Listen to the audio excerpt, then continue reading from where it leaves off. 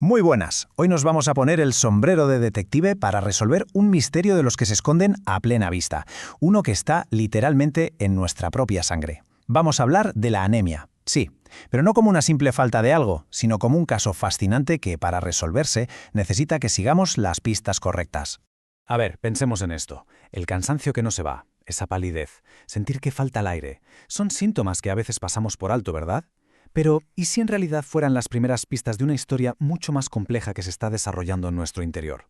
La pregunta es, ¿qué nos está intentando decir nuestra sangre? Y aquí es donde empieza la investigación de verdad. Lo primerísimo que hay que entender, y esto es crucial, es que la anemia no es el final del camino, no es el diagnóstico. La anemia es un signo clínico. Imaginemos la luz de advertencia que se enciende en el coche. Esa luz no te dice si el problema es el aceite, el motor o los frenos, pero te grita, «¡Oye, algo no va bien!». Pues la anemia es eso. Una señal de que la cantidad de glóbulos rojos o la hemoglobina que llevan dentro no da abasto para lo que el cuerpo necesita. Y claro, el camino hasta entender esta señal ha sido larguísimo. En la antigüedad se hablaba de la clorosis, la enfermedad verde, y se culpaba a un desequilibrio de humores. Tuvimos que esperar al siglo XIX y al microscopio para ver por primera vez esas células, los eritrocitos.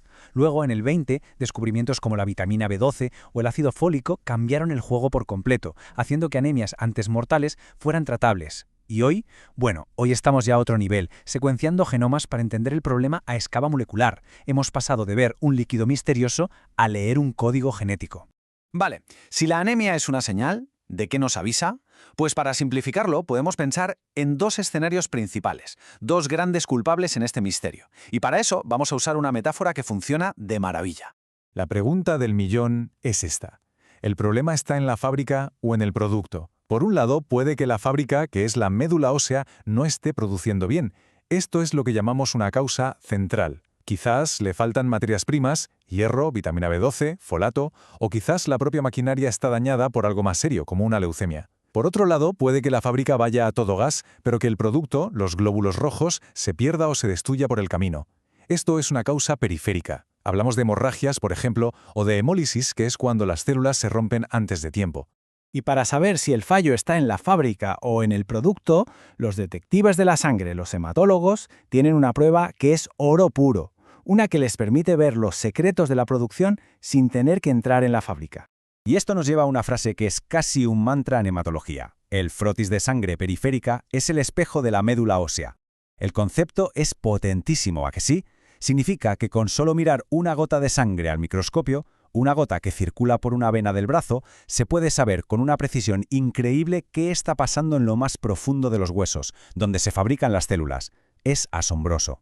Así que, ahora sí, nos metemos de lleno en el laboratorio. Vamos a ponernos la bata y asomarnos a ese espejo para ver qué nos cuenta. Hay tres pistas clave que buscamos en los glóbulos rojos. La primera pista es el tamaño. En este universo microscópico, el tamaño importa, y mucho.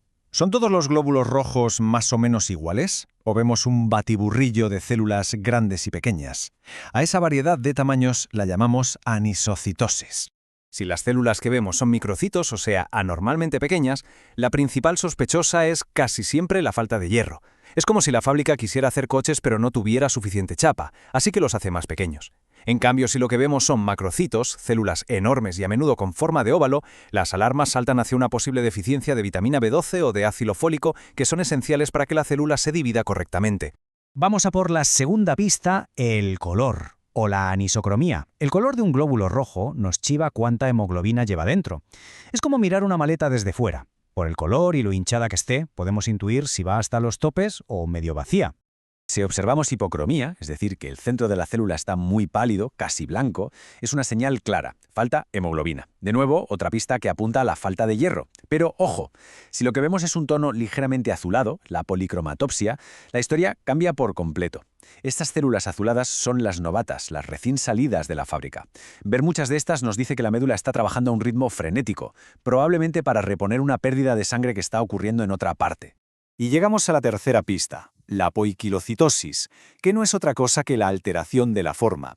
Y esta, amigos, esta es a menudo la prueba del algodón, el detalle que resuelve el caso.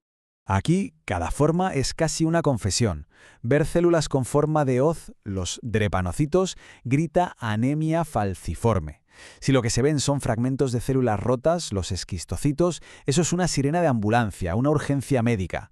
Y una forma tan peculiar como una lágrima, los dacriocitos, nos hace sospechar que algo está apretando la médula ósea por dentro, como una fibrosis o incluso un tumor.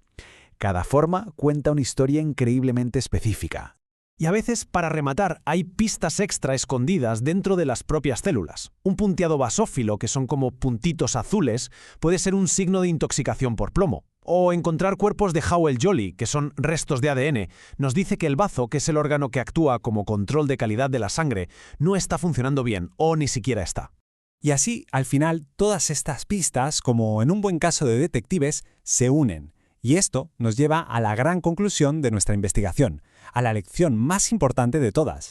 El verdadero éxito no es conseguir que el número de hemoglobina en un análisis suba. El éxito de verdad está en el diagnóstico etiológico, o sea, en encontrar y tratar la causa original del problema. Dicho de otro modo, no se trata el número, se trata la razón que hay detrás de ese número. Porque si lo pensamos bien, un número bajo de hemoglobina es solo un dato, es un punto en una hoja. Pero un frotis sanguíneo bien interpretado, con todas sus pistas sobre tamaños, colores y formas, eso ya no es un dato. Eso es un mapa detallado que te guía paso a paso hasta el origen de todo. Así que, al final, todo se reduce a esto. La diferencia entre tener un simple número o tener un mapa completo. Y esto nos deja con una pregunta que es como poco fascinante. ¿Qué increíble historia está contando la sangre de una persona en este preciso instante?